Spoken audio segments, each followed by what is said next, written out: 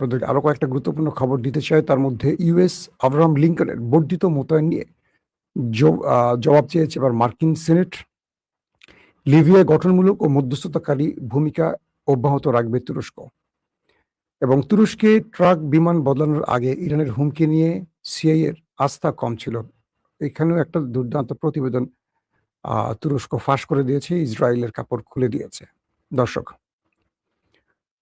আপনাদেরকে যে বিষয়গুলো আজকে প্রধান আলোচনায় রাখতে চাই তার প্রধান একটি হলো যে ইরান তার প্ল্যান বি প্রকাশ করতে যাচ্ছে, যেটা আমেরিকার বুকে কাঁপন ধরিয়ে দিয়েছে। আর দ্বিতীয়টি হলো ইসরায়েলের যে গোপন পরিকল্পনা সেটা এবার তুরস্ক ফাঁস করে দিয়েছে। তো আসেন আমরা প্রথমে আপনাদেরকে কয়েকটা আজকে ডেইলি ইভেন্ট জানিয়ে নিচ্ছি, তারপর মূল খবরে আসছি। রাষ্ট্রপতি ডোনাল্ড ট্রাম্প আবারও জোর দিয়ে বলেছেন যে হরমুজ প্রণালীর উপর যুক্তরাষ্ট্রের সম্পূর্ণ নিয়ন্ত্রণ রয়েছে। যদিও ইরানের বিরুদ্ধে ক্রমবর্ধমান যুদ্ধের কারণে এই গুরুত্বপূর্ণ জলপথ দিয়ে জাহাজ চলাচল এক সপ্তাহের মধ্যে সর্বনিম্ন পর্যায়ে নেমে এসেছে। পাশাপাশি তেহরান তার অবস্থানে অটল রয়েছে এবং যুক্তরাষ্ট্রের বিরুদ্ধে প্রতিরোধ অব্যাহত রাখার ও সব দাবি পূরণ না হওয়া পর্যন্ত প্রণালীটি বন্ধ রাখার অঙ্গীকার করেছে। গত এক সপ্তাহের বেশি সময়ের মধ্যে ইসরায়েলি সামরিক বাহিনী গাজায় প্রথম বিমান হামলা চালিয়েছে এবং একই সাথে দক্ষিণ লেবাননে বোমা হামলা ও ধ্বংসযজ্ঞ চালাচ্ছে। যদিও উভয় স্থানে যুদ্ধবিরতি এখনো কার্যকর রয়েছে। তাদের জন্য আসলে যুদ্ধবিরতি লাগে না, তারা মন চাইলে যেটা খুশি সেটাই করতে পারে। এখানে তাদেরকে কেউ কিছু বলতে পারবে না, কারণ তারা হলো পৃথিবীর সবচেয়ে শক্তিধর রাষ্ট্র আমেরিকার অন্যতম লাঠিয়াল বাহিনী। দর্শক, মার্কিন যুক্তরাষ্ট্রের প্রেসিডেন্ট ডোনাল্ড ট্রাম্প তুরস্কে গিয়েছিলেন ন্যাটো সম্মেলনে জুলাই মাসে এবং হঠাৎ করে তিনি তার নির্দিষ্ট বিমান থেকে নেমে একটি ক্যাটারিং ট্রাকে উঠেছিলেন। অর্থাৎ তুরস্কে হঠাৎ করে তার কাছে একটা গোয়েন্দা তথ্য আসে যে ইরান তার উপর হামলা করতে যাচ্ছে মিসাইলের মাধ্যমে। তখন তিনি তার অবস্থান পরিবর্তন করেছেন, সেই নির্দিষ্ট বিমানে না উঠে একটি ট্রাকে উঠেছিলেন। পরবর্তী ছোট বিমানে করে নির্দিষ্ট আরেকটি অঞ্চলে চলে গিয়ে জীবন বাঁচিয়েছেন। এই খবরটি আমরা গত কয়েকদিন আগে আপনাদের দিয়েছি। এটার মূল ঘটনা এবার ফাঁস করে দিয়েছে রজব তাইয়্যিপ এরদোয়ানের দেশ তুরস্ক। তুরস্কে মার্কিন প্রেসিডেন্টের উপর হুমকি সংক্রান্ত ইসরায়েলি গোয়েন্দা তথ্যের উপর সন্দেহ থাকায় এক গুপ্তচর সংস্থা এই অসাধারণ গোপন ফ্লাইটটি পরিচালনা করে, জানিয়েছে ওয়াশিংটন পোস্ট। বুধবার দ্য ওয়াশিংটন পোস্ট জানিয়েছে মার্কিন গোয়েন্দা কর্মকর্তারা প্রেসিডেন্ট ডোনাল্ড ট্রাম্পের বিরুদ্ধে ইসরায়েলের মাধ্যমে পাঠানো একটি কথিত ইরানি গুপ্ত হত্যার হুমকির বিশ্বাসযোগ্যতা নিয়ে সন্দিহান ছিলেন এবং এই কারণে গত এক মাসে তুরস্ক ত্যাগের সময় একটি বিশেষ নিরাপত্তা অভিযান চালানো হয়েছিল। গোয়েন্দা তথ্যের সঙ্গে পরিচিত বর্তমান ও সাবেক মার্কিন কর্মকর্তাদের উদ্ধৃতি দিয়ে প্রতিবেদনে বলা হয়েছে সিআইএ বিশ্লেষকরা ইসরায়েল প্রদত্ত তথ্যকে বিশ্বাসযোগ্য মনে করেনি এবং ট্রাম্প প্রশাসনের কর্মকর্তাদের কাছে তাদের সংশয় প্রকাশ করেছিলেন। পোস্টের প্রতিবেদন অনুযায়ী একজন মার্কিন কর্মকর্তা এই প্রতিবেদনটিতে ইসরায়েল প্রণোদিত মার্কিন সৃষ্ট নয় এবং নিম্নমানের বলে বিবেচিত বর্ণনা করা হয়েছে। আর জুলাই ন্যাটো সম্মেলন শীর্ষ সম্মেলনের পর ট্রাম্প তুরস্কের রাজধানী আঙ্কারা ত্যাগ করার সময় গৃহীত বিস্তৃত নিরাপত্তা ব্যবস্থা গোয়েন্দা উদ্বেগগুলো একটি নতুন মাত্রা যোগ করেছে। আসেন কয়েকটা বিষয় আগে আপনাদের একটু বলি। আসলে ঘটেছিল কি তখন? অর্থাৎ ট্রাম্পের কাছে যখন খবরটি আসে যে তাকে ইরান মিসাইল দিয়ে হত্যা করতে যাচ্ছে, তখন তিনি তার অবস্থান পরিবর্তন করেছিলেন এবং ট্রাম্পের কাছে যে তথ্যটি এসছিল এটি ছিল ইসরায়েলের পাঠানো একটি গোয়েন্দা তথ্য। তুরস্ক সেটির সকল আদ্যপান্ত খুঁজে বের করেছে।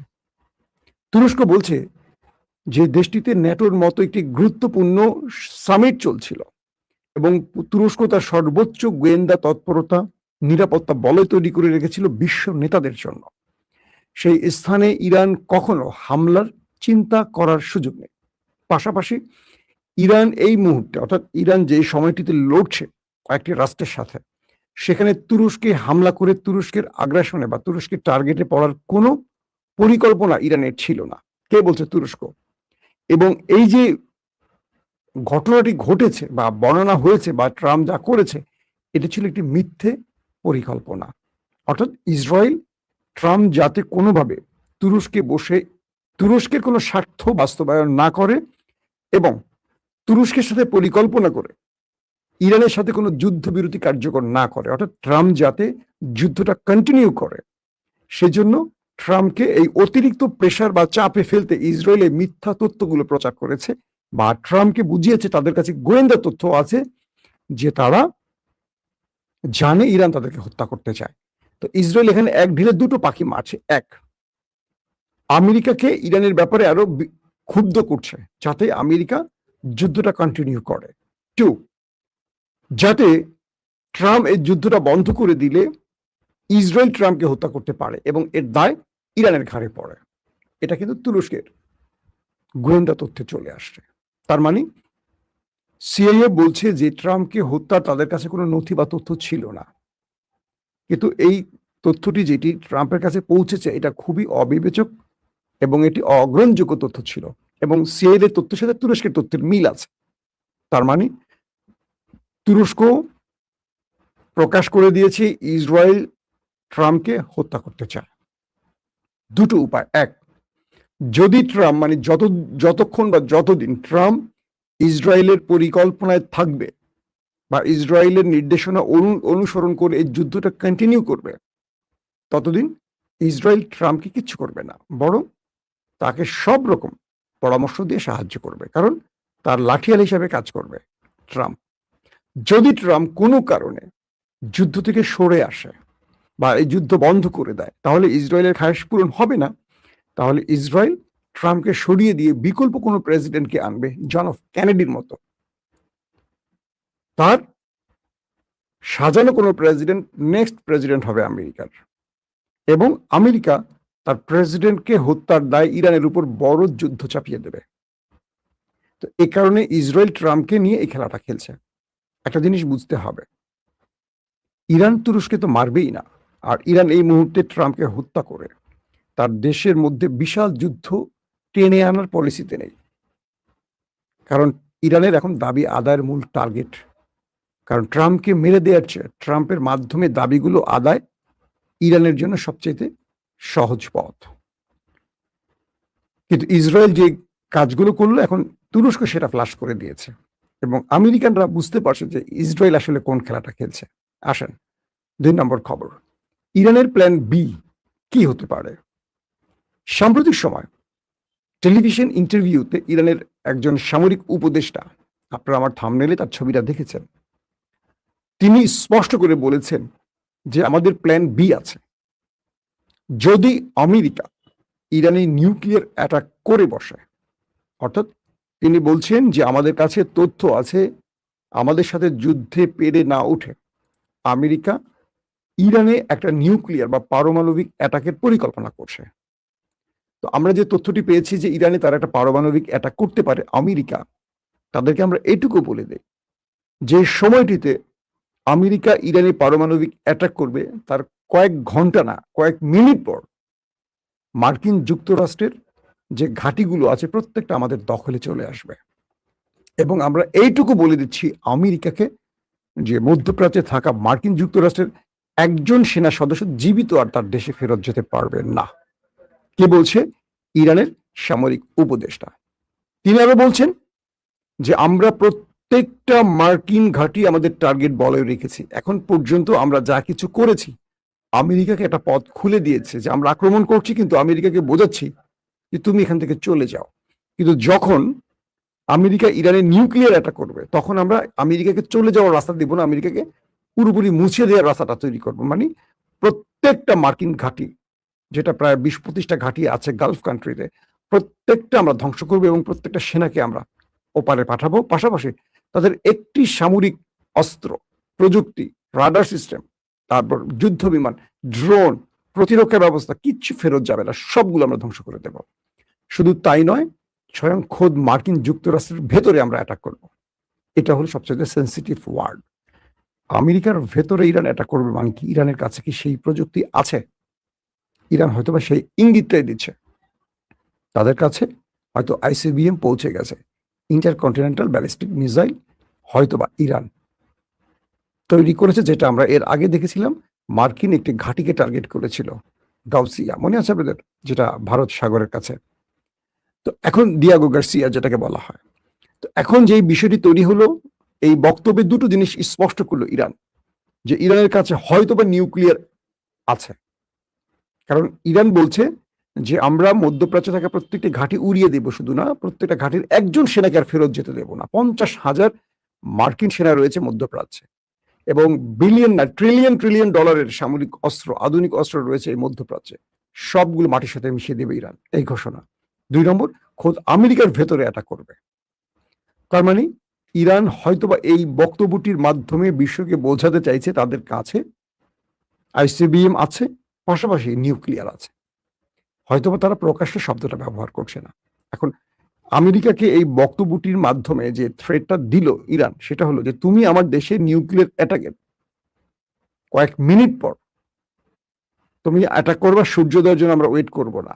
সূর্যোদয়ের আগেই বা সূর্যাস্তের আগেই আমরা তোমার টার্গেটগুলোকে মাটির সাথে মিশিয়ে ফেলবো। এখন তুমি সিদ্ধান্ত নাও তুমি কি করতে চাও। অর্থাৎ ইরান তার প্ল্যান 1 বা প্ল্যান এ তে রেখেছে যুদ্ধে প্রতিঘাত। প্রতিটা মুহূর্তে তারা আমেরিকাকে টার্গেট করে অ্যাটাক করবে, আমেরিকার জবাব দেবে। এতে করে আমেরিকা ইরানের শর্ত মানবে এবং ইরান তার সাকসেস এখান থেকে নিয়ে আসবে। যদি আমেরিকা ইরানের ভেতরে কোনো নিউক্লিয়ার অ্যাটাক করে বসে, এটা হবে ইরানের প্ল্যান বি, এটাকে মোকাবেলা এবং প্রতি উত্তর। তো এই প্রতি উত্তরটা ইরান কি দিতে চাচ্ছে বা কি দেবে, সেইটার ইঙ্গিত তার সামরিক বিশ্লেষকরা কিছুক্ষণ আগে একটি খবরের মাধ্যমে প্রকাশ করেছে, বা তিনি এক টেলিভিশন ইন্টারভিউতে এই বিষয়গুলো স্পষ্ট করেছেন।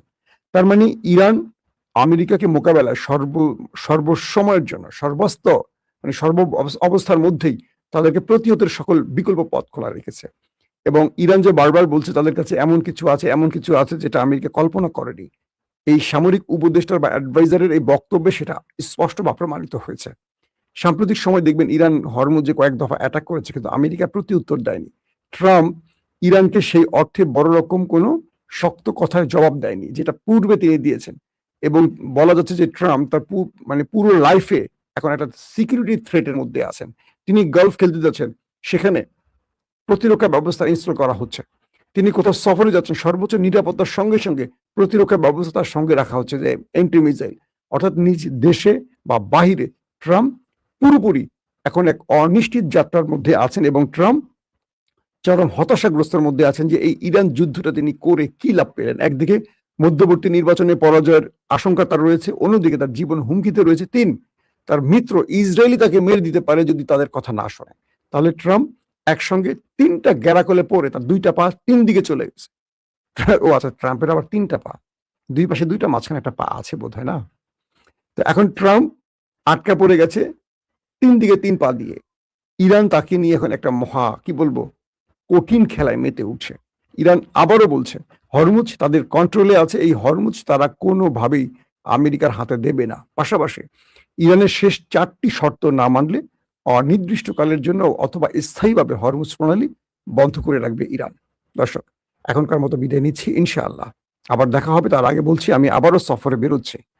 আমার বন্ধুরা যারা আছেন, আমি খুলনা, যশোর এই অঞ্চলটা সফরে যাব, কুষ্টিয়া আমার বড় হওয়ার শহর, জন্মস্থান, সেখানে যাব। একটা লম্বা সফরে থাকবো। আমি সফর থেকে চেষ্টা করবো আপনাদের সাথে কন্টিনিউ লাইভে আসার এবং আপডেট খবরগুলো দেওয়ার জন্য।